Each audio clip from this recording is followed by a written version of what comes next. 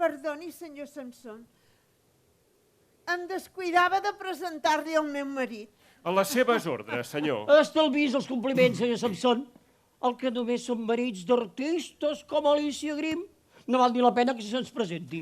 El meu marit és un escèptic, senyor Samson. No és del tot idiota, estimat caníbal. Es veu que en la cel·la número 5 no vas perdre el temps. Estic segur. Senyor poeta surrealista, vostè i jo acabaríem posant-nos d'acord. Li adverteixo que la seva manera de parlar m'encanta. M'agradaria conèixer alguna de les seves obres. Les trobarà a qualsevol llibreria, senyor Samson. Els versos d'aquest degenerat, el senyor Marquès Samson no els entendria. Són uns quants fulls de paper imprès que potser només serveixen per embolicar salsitxes de carn de foca. Jeremies, quin humor més pobre. Has oblidat les teves pallassades del circ i ara vols renovar-te, però la teva impotència és absoluta. Si el senyor Samson desitjava conèixer un ambient literari, pot dir ben bé que ha caigut dins d'una gàbia de bojos. He caigut en el paradís dels meus somnis, Galatea. Perquè en aquesta gàbia d'originals respira una sirena que és vostè. És el cant de la sirena el que m'atrau i el que em domina completament. Ja ho veu, Galatea, que el senyor Samson sap entendre els mèrits personals. El senyor Samson està il·lusionadíssim en el nostre negoci perquè creu que és un talent, vostè, Galatea, perquè se n'adona de la humanitat i sinceritat profunda que vostè posa en les seves cançons. Me n'adono d'això i de moltes coses, i jo els prego que em perdonin. La seva societat m'és infinitament més agradable que la societat dels consells d'administració i de les grans personalitats de la indústria. Entre vostès es respira una sinceritat i una delicadesa espiritual que no es poden imaginar com enyoro dins la monotonia i la ferocitat del negoci. Vostès sí que són feliços. Vostès sí que són dignes d'enveja. Jo em passaria la vida entre vostès, però no sóc amo de les meves forces ni de les meves hores. Galatea, excusi'm si la venim a treure d'una companyia tan agradable. Galatea, el públic l'està esperant nerviós. Els clients la demanen en el nostre cabaret i el senyor tindrà molt de gust en acompanyar-nos. I jo el tindré, senyor Samson, en acceptar la seva companyia. Vostè sap llegir les ratlles de la mà, senyor Samson? Des de que la fortuna em somriu, me les he fetes llegir moltes vegades, les ratlles de la mà. Així no és un incrèdul? Relativament. Veu? Aquesta que es trenca 3 vegades? Doncs això vol dir que en la meva vida hi ha més d'un destí. Si jo pogués ser un dels seus destins, Galatea. Ai, qui sap, senyor Samson. Quan jo encara somiava podia distingir els carnissers dels àngels. Avui, senyor Samson, no distingeixo res. Qualsevol cosa em pot ser un destí. Avui, delicadíssim senyor Samson, Galatea no és res més que un cadàver. Se li ha acabat la resistència. Què saps tu, Jeremies? Sé que han mort milers de cretins dins dels camps de concentració i milers d'idealistes esclafats per les bombes. Què? Anem, Galatea? I seràs tan cínica, Galatea? I per què no, Jeremies? Qui sap si al capdavall d'aquest destí que ara comença trobaré de nou el meu somni? Em commou, Galatea. Procuri arribar aviat al capdavall perquè els homes de negocis som expeditius. Sí. El que és a la cel·la no hi vas perdre el temps. Ai, senyor, els homes de negocis són expeditius, sí. Ai, ja saps el que et toca, Galatea. Magnífic, senyor poeta, magnífic. Ja li he dit que vostè i jo acabaríem posant-nos d'acord. Els meus clients esperen. Sí, té raó, senyor Blum. Què cantarà avui? Avui no cantarà res. Avui grinyolarà com la gossa que li tanquen els cadells a la cambra de les rates i es va morint amb el morro encastat a la porta. I què més, Jeremies? Res més. Sort que jo estaré al teu costat perquè no et colguin. Sort que jo vigilaré l'enterramorts. T'asseguro, Jeremies, que no em faràs cap falta. La consciència sempre serveix d'alguna cosa, Galatea.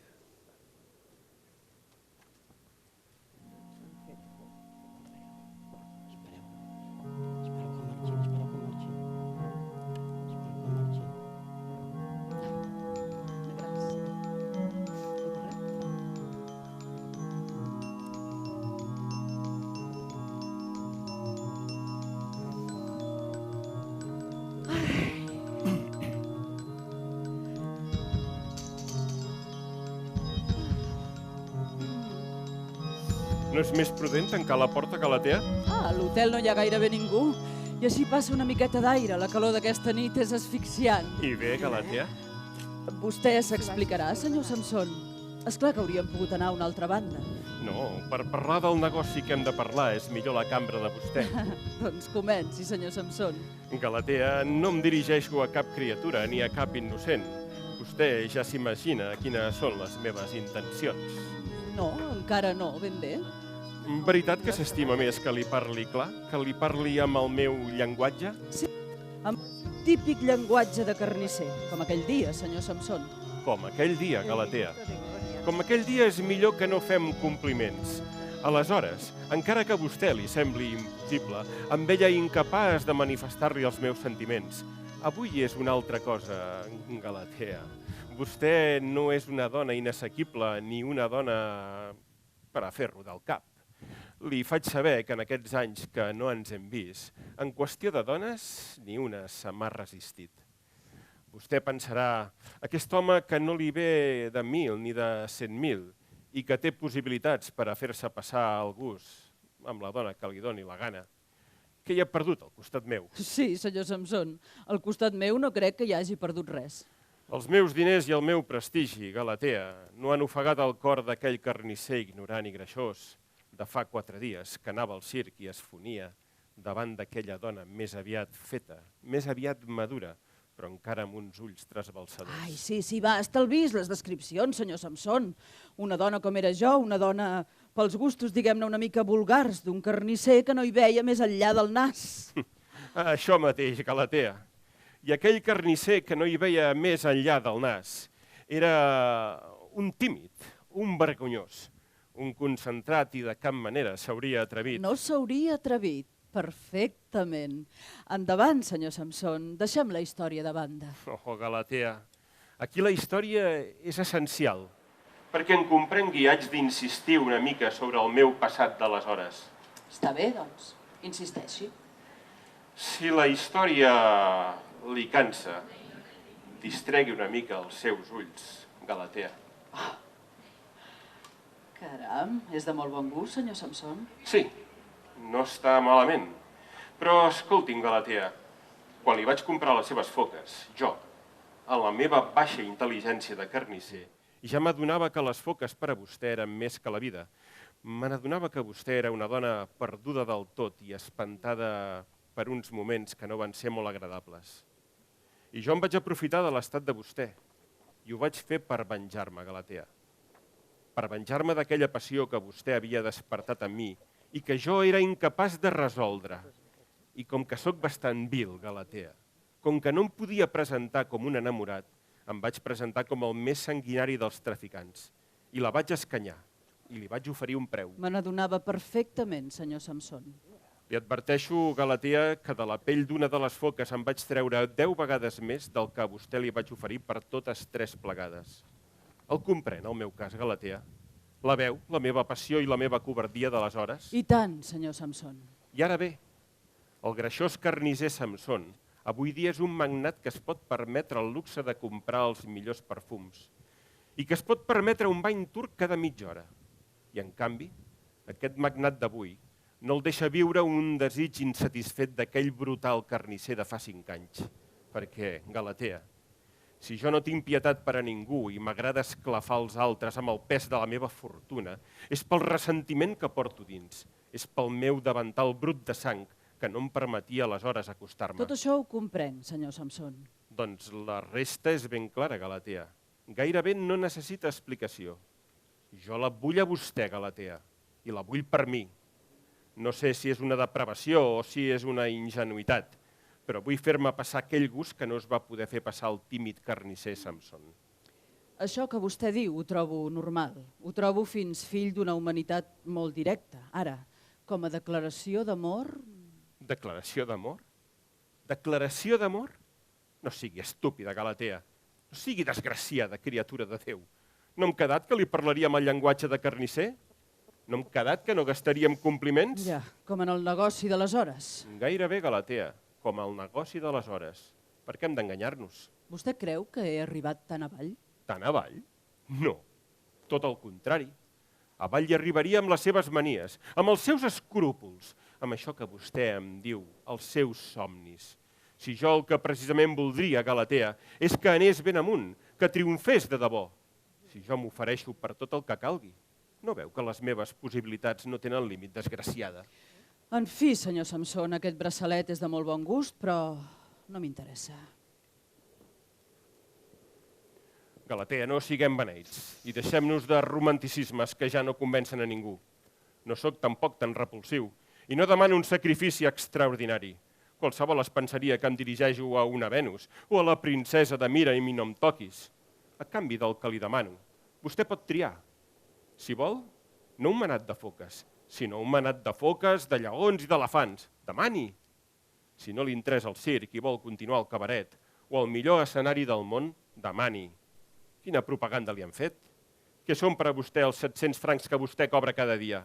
No veu que jo, si vull, puc disposar de tots els diaris, de totes les emissores i de tot el que em doni la gana? Ja ho sé que vostè no és un artista excepcional. I què? La propaganda i els diners la faran excepcional. Si la seva veu no s'imposa, s'imposaran els seus brillants i s'imposaran els seus gossos. Per què s'ha cregut que serveixen els diners? Ai, miri, senyor Samson, estic molt fatigada. Li sabrà greu que deixem aquesta conversa per un altre moment? Fatigada? Excuses, Galatea, excuses.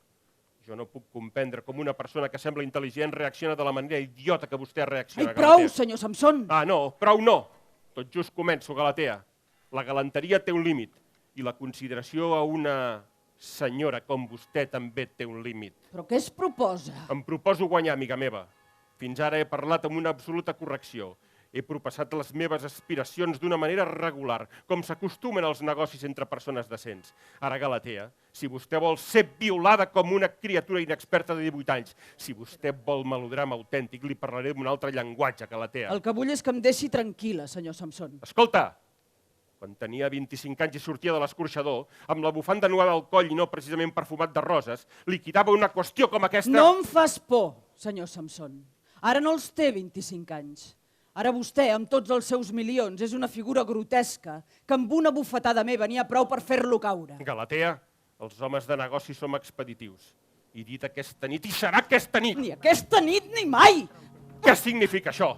És per això que m'has fet deixar la porta oberta? T'adverteixo que tampoc no faré compliments. Què vols, tu? Què vens a tafanejar, tu? Ets tan depravat en la teva miserable impotència que vens a contemplar les naturals expansions entre un home i una dona? M'és igual. Pots mirar tot el que et doni la gana. T'asseguro que per tu no m'aturaré. Jeremies, què fas parat? Què fa? Què vols que faci? Què vols que faci, Galatea? Jeremies! Atreveix, si ets atrevit.